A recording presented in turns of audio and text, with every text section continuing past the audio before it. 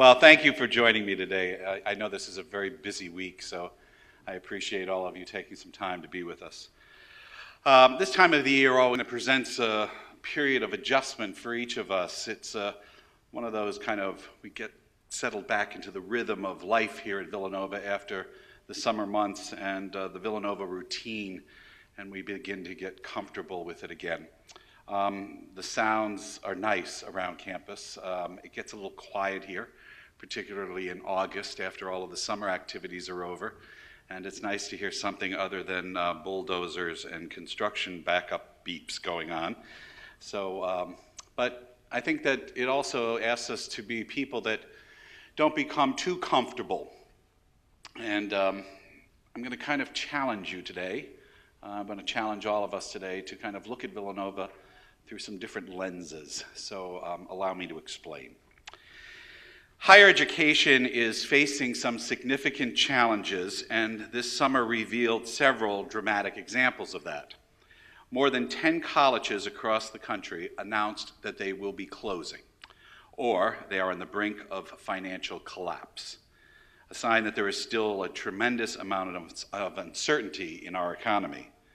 The University of Virginia's President Teresa Sullivan, who was heralded just 2 years ago as one of the leading voices in academia, was forced to resign, only to be reinstated 16 days later in a stunning turnaround by her board. Penn State was hit with severe sanctions for failing to report known child abuse. This is certainly not the only institution that has placed reputation over integrity, but it has ignited a national debate about the overemphasis of athletics, institutional greed, and a lost focus on academic mission.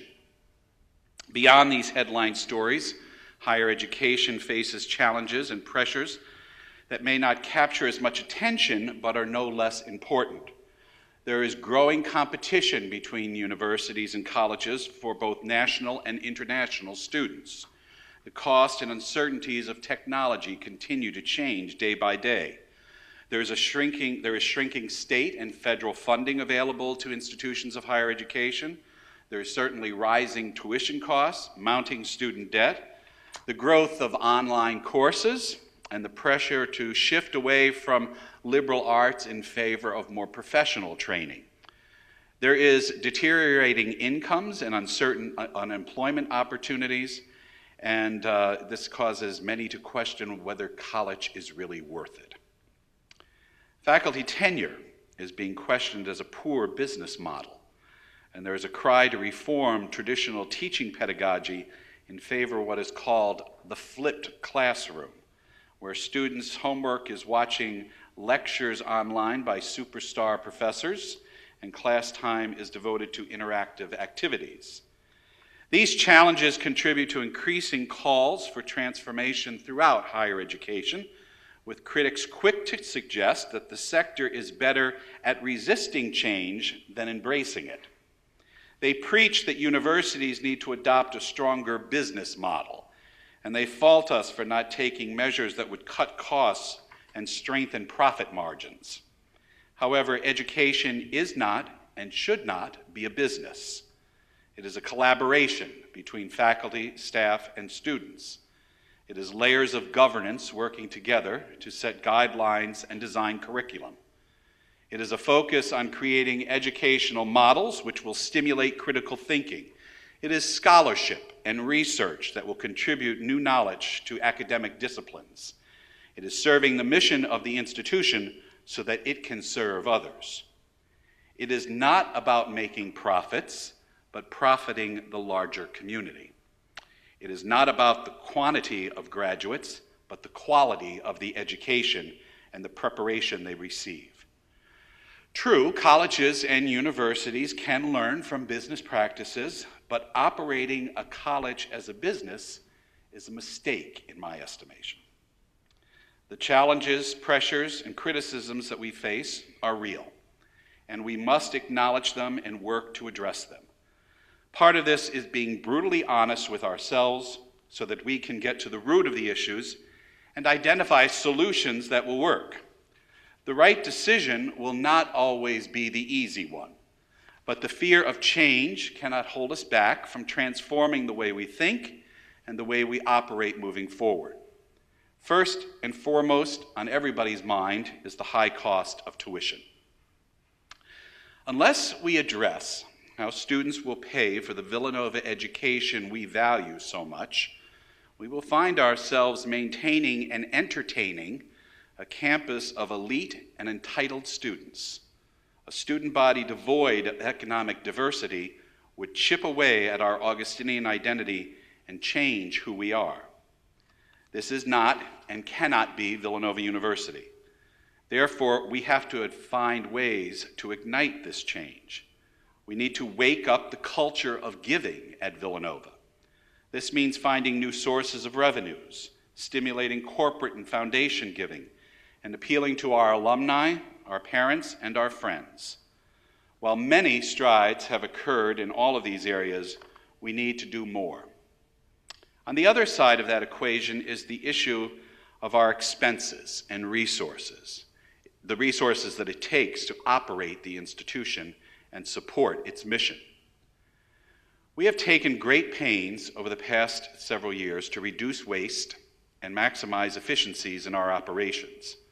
We must continue these efforts to ensure that we are careful stewards of the university's resources and are doing what we can to minimize the cost we pass on to students and to their families.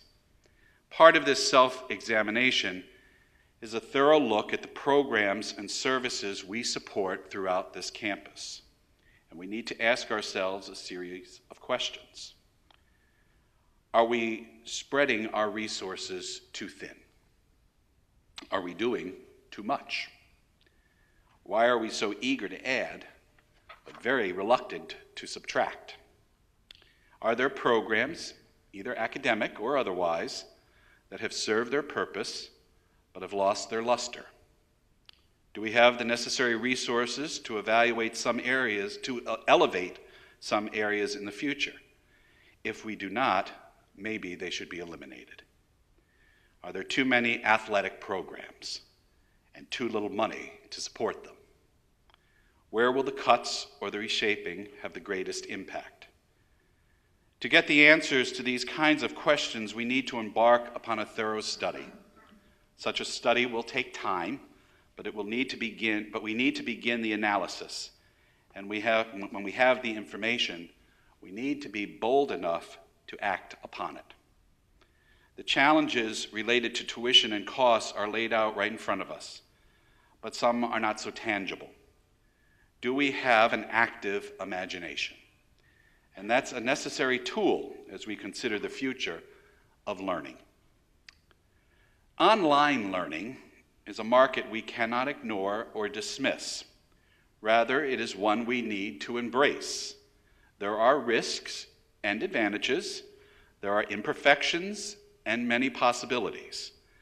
Technology changes daily, and our students know it, and they adopt it. We cannot be afraid of it or over-examine its capabilities. We are well-educated people, but many times we wait for someone else or some other institution to make the move. How long have we debated the need for introductory courses or the expansion into global dialogues? And where are we on these issues? How about the value of interdisciplinary courses? My offer from last year to develop them still stands as of today, and that offer is still untaken. We need to invent new ways to blast today's classroom into places where our students want to learn. We need more creative thinking, and we need to use our imagination. The chair of our board, Terry O'Toole, has an example from the Harvard School of Business that he always loves to share with me. And Harvard does not teach basic accounting, but instead requires their students to take an online course that is offered by a professor at another institution. They believe he is the best person to teach Harvard graduate students the principles of accounting. And Harvard is then able to focus its resources on areas where it excels. Do we have the imagination here to tackle problems in a similar way? Moke is, I think, the way you say it. Moke, but it's short for Massive Open Online Course. And it's the latest acronym and the biggest buzzword in higher education. Free online courses have become a public relations bonanza for schools that participate, which include big names like MIT and Stanford. But think about it. These prestigious universities are highly selective when admitting students. And will they ever offer their diplomas for free? Offering a free online course to thousands of people is one thing. Offering them a Yale degree is quite another. However, Moke have produced a flock of sheep. One starts, and they all follow. Before joining the flock, we need to think of ways we could use the technology to carve out a different path for Villanova. For instance, while the appeal of free online courses builds, so does the desire among participants to interact.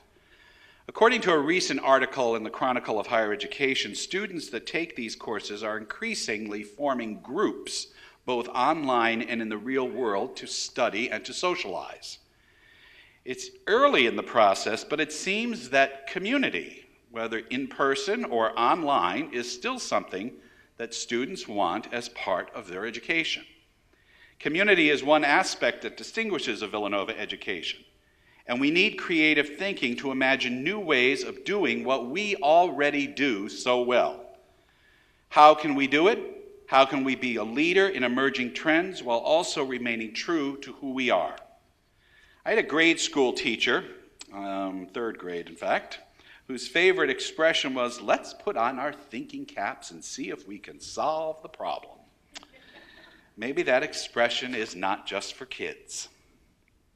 The emergence of online learning is but one indication that in many ways the motivation to attend college has changed. For previous generations, college was for a selective few seeking to further their education. I graduated from high school in 1970.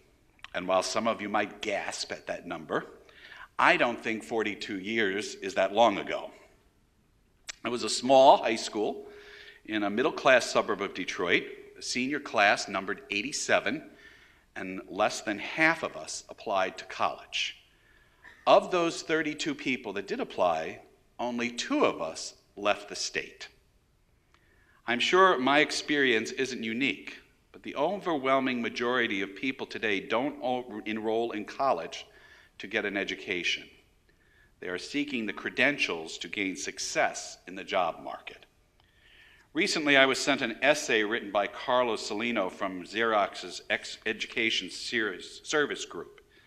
And he was reflecting on the economics of these massive open-line courses and their sudden surge in popularity.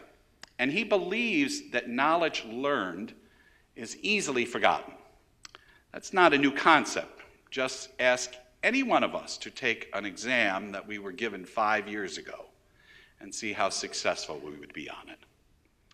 The current structure for evaluating knowledge is built around point-in-time assessments, like exams, not repeated evaluation over time of a person's comprehension or understanding. How many times have we heard our students boast about never opening a book, skipping classes, or pulling an all-nighter to study for an exam, and yes, they passed. According to Salino, it's the credential that people value and carry with them for years later, not necessarily the education. Learning no longer takes place only in classrooms or on campuses. There are plenty of free and low-cost alternatives. Books on every topic, either online or in a bookstore. Free online courses, internships, YouTube TED lectures, and even cable television. If learning can take place everywhere, there has to be a reason that people would be willing to spend hundreds of thousands of dollars and several years of their life to get a college education. As Salino points out, it is for the credential. No one is going to land a job at Air Products, the State Department, Goldman Sachs, or the Children's Hospital of Philadelphia by watching a YouTube presentation on how Dr. Seuss damaged engineering in the US, or it's not just for artists anymore, the creative imperative of the 21st century. While these lectures are very informative and entertaining and may provide some conversation starters, it is the GPA and the college transcript that will get you the job. And it's only the GPA for the first job. That's why students will continue to seek out institutions, and while Villanova must continue to position itself as a place that can both educate and provide that credential. But we can't rely upon reputation or any measure of past success. It is no longer enough to have a rich history, successful alumni, and competitive admissions. Colleges and universities must become more self-critical. Board of Trustees from coast to coast, including our own, are raising concerns about the cost and how we deliver education. Where are we headed academically, residentially, and technologically? We have some ambitious plans for the future. Is this the right time to pursue them? There have been many questions raised recently about the Lancaster Avenue development, and is this the direction we should be taking? If online courses are the wave of the future, should we be investing in more residence halls? It's a legitimate question, but its answer depends on how you view the purpose of college and universities. Education online is intended to transmit knowledge. Campuses do more. They transform people. And I believe this project will transform our university. The transformation of the main parking lots will mean that people will no longer drive past Villanova, but drive through Villanova. Initially, I referred to this project as the Hamlet. And technically, I was told this was the wrong term. It was too small. I intended the term to embrace the old and the new and hearken back to the time when Villanova College and Monastery were a small settlement in a rural area. I saw the idea of the Hamlet as a way to recapture a vision for Villanova, but the project offers a bold new vision for Villanova. If you have the opportunity, look very carefully at the architect's rendering or the models that are available. It is the visualization of a community, living and learning, faith and spiritual development, art and entertainment. It is the embodiment of that small settlement that shapes the Renaissance thinker, blending everyone into one common. Through a series of buildings that will rise from a drab parking lot, we will be expanding the transformative power of Villanova University. And so we will move forward with the project, with facing the challenges that lie ahead, with working together to position Villanova to thrive for generations to come. We must move forward. We must act boldly today so that future generations can benefit. There is uncertainty in both the changes we will make and the path we will take to get there, but we cannot and we must not let that stop us from thinking and acting boldly.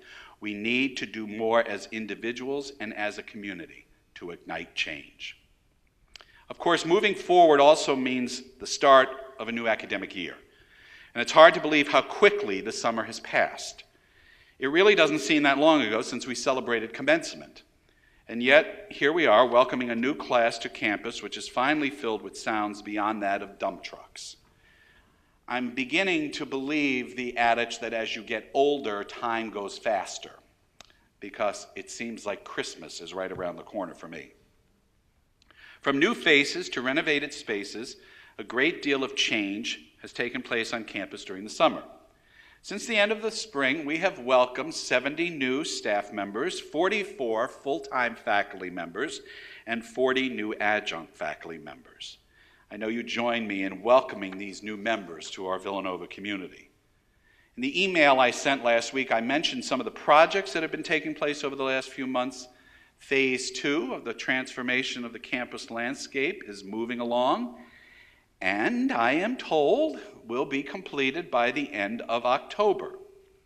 However, I tell everybody, if you've ever had your kitchen renovated, you know that contractors don't always hit the number exactly the way they think.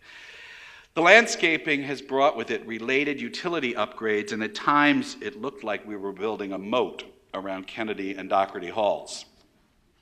And I want to thank the people that were here all summer and found ways to maneuver through a maze of campus construction. While we have been inconvenienced and traversed new paths to get salads and pizza and cheesesteaks, we need to appreciate how all of this work will bring a new environment that will enhance the beauty of the campus for many years to come. And I don't think anyone could stand on the steps of Bartley Hall and look up now through the quad up to Conley Center and not say, this is an improvement. As brief as it may seem, the summer months are a time of change at Villanova. Yet as busy as we are, and as much as we are able to accomplish, one thing remains the same: Villanova is still Villanova. This is important for each of us to remember. No amount of change on the outside can ever change who we are on the inside. We will always be an Augustinian Catholic university committed to the ideals of truth and unity and love. This academic institution focused on providing an exceptional education rooted in the liberal arts, a place where students, faculty, and staff and alumni find ways to use their talents and abilities to help those around them. But you know this. As the saying goes, I'm preaching to the choir, right? Last year I spoke about the launch of Ignite, Change, Go Nova, and that idea was that we knew the Villanova story, but we needed a clear and concise way to share that story with others. The examples of Villanova igniting change that were collected since then are absolutely amazing, and it's clear that long after they graduate, our alumni use what they have learned here to ignite positive change. And it's very powerful to see how our Augustinian ideals are put into action in so many ways. If you have not visited ignitechangegonova.com to see these stories, I really encourage you to do so. Some of them are incredibly moving. Our alumni have really connected with this initiative, and often as I find myself in conversations with them, they will tell me that this one phrase captures their Villanova education. It provides a connection from who they were to who they have become. They get it, and they are eager to spread the word. Our students get it too, although at times they make a lot of fun of it, but they do get it. They are young. Sometimes they're wrong too. They are young and they are idealistic, and the notion of being able to ignite change in ways large and small is what drives them confidently into the future. This is a viewpoint we should all embrace. We should be identifying the spark within them. Feed it and push it forward. No student should ever say that they did not feel challenged at Villanova or by Villanova. We need to get them to understand that change isn't about success every time. Change comes from a combination of knowledge, determination, idealism, and hope. And these are characteristics we should be fostering in our students. They also should be characteristics we are fostering within ourselves. And we need to embrace change. It is not something that we should be afraid of, but something that we should look forward to. The last 20 years have seen some significant transformation around this campus.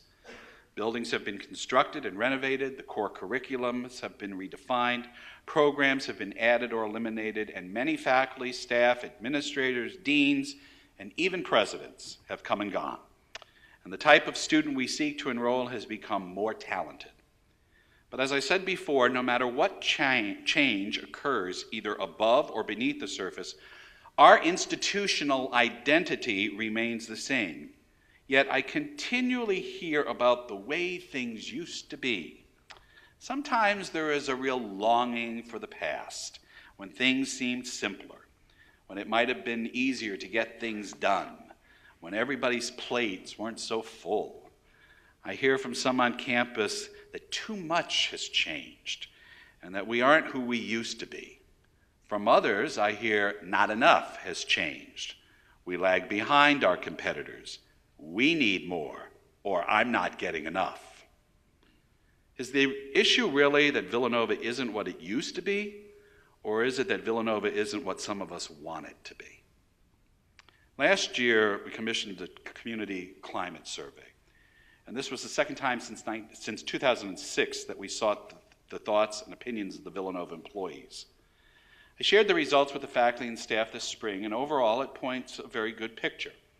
But by and large, people are satisfied and enjoying working at the university. There are areas where the results improved since 2006, and there are areas that revealed we still have a lot of work to do in some places.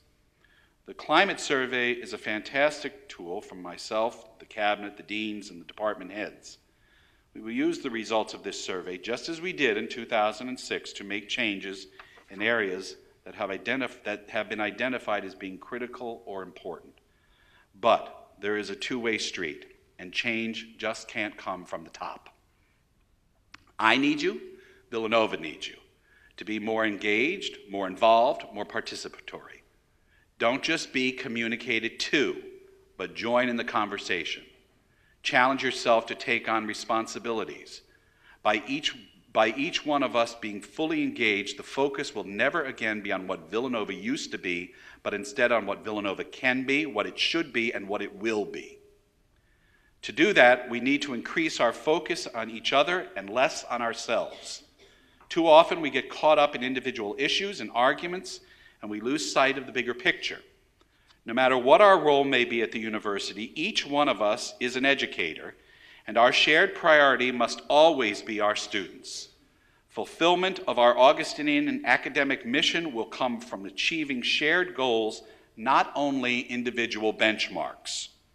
We speak often of community, and rightly so. Students, alumni, parents, faculty, staff all share a blue and white bond. But in order for our community to thrive, it must receive the best of you. Don't just take from it, but find ways to give. There are opportunities to get involved on campus are virtually limitless. Find a way to connect with our students, participate in programs, attend lectures, volunteer for service, share your faith, and bring your family. You might think that this speech is turning into a homily. Well, perhaps it is. Because on Sunday when I preach at liturgy, I always find it an opportunity to really kind of take something that's happening in our daily lives and try to use it as a way to positively push people into the future. And I think a good homilist always tries to take that word and bring it to life interiorly inside the person. And that's really what I'm asking all of us to do. Whether it's massive open online courses or whatever comes next, higher education continues to evolve, and we must evolve with it. It's not about chasing fads or embracing gimmicks to draw attention. It's about positioning the university for long-term success and viability.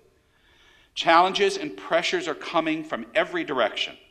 We must be agile, thorough, and strategic as we face them. We must be ready to make some hard decisions, and we must be ready to think differently. We must be ready to change. Our community is changing. It must. It must be dynamic to serve the evolving needs of our students who come to us for a distinctive education that we offer here. We cannot sit still. We cannot wish for the way things used to be. We must look forward. And today, I'm appealing to each of you to seize the opportunity to be agents of change at Villanova. Change just isn't my responsibility or your boss's, it's your responsibility too.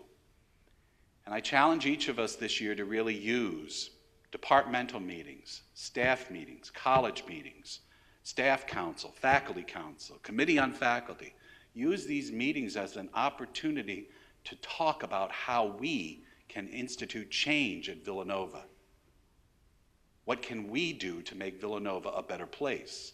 These are conversations that need to happen in every aspect of the university. And it just can't be taking place at the cabinet level. Each one of you have ideas, each one of you have contributions to make, And we need to have those conversations. We need to stop looking at what is it that we're not getting, but what is it that we need to do to move this place forward? And to answer the critics that are coming at us over and over and over again, we need to look at Villanova in new and different ways. We are being challenged, so what will we do to meet the challenge? What will we do to demonstrate that Villanova is a value, that we educate on multiple levels, and that our students receive the credentials they seek? Villanova invites our students into a process of living and learning, of faith and reason. And what will we do to help them discover that they have the power to change? Thank you.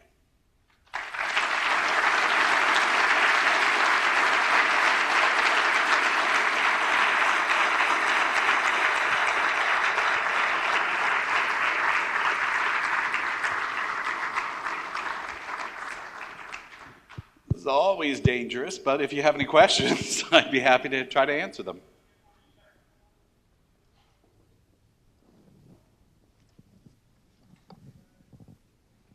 I think you smell the cupcakes and cookies. As you may or may not know, but the other day, August 28th, today is August 30th, but August 28th was the feast day of St. Augustine, and it is an important day in the life of the Augustinians and in Augustinian communities. And it is always a time that we remember a man who found a way to connect the intellect and the heart together, the mind and the heart together, and a man who struggled to learn about himself and those people around him and to communicate that. And in many real ways, that's what we do over and over and over again. So I would like all of you to stand, and I would like to bestow a blessing on us as a community as we move forward into this school year. Almighty God, as we gather this day in unity of mind and heart under the guidance of our Holy Father, St. Augustine, whose feast we have just celebrated, we, the faculty and staff of Villanova University, ask your blessing upon us. Let us recall the words of St. Paul. Let love be sincere, hate what is evil, hold on to what is good, love one another with mutual affection, anticipate one another in showing honor. Do not grow slack in zeal, be fervent in spirit, serve the Lord. Rejoice in hope, endure in affliction, and persevere in prayer. Contribute to the needs of the holy ones. Exercise hospitality. Gracious God, send your Spirit upon us as we gather for another academic year, and may it be filled with new life as we face the everyday challenges placed upon us as a university community seeking the truth in all that we do. Guided by the intercession of both Augustine and Thomas of Villanova, we strive to serve those who come to us for knowledge and guidance. Help us, Lord, to continue to use these gifts which you have blessed us with, to teach and guide our students that have been entrusted to our care in a positive and safe environment, so that these students can express their diverse thoughts and opinions for their own educational, personal, and spiritual growth.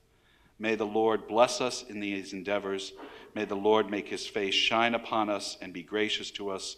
And may the Lord lift up our countenance upon you and give us peace. Amen. Thank you for all you do. Let's have a conversation.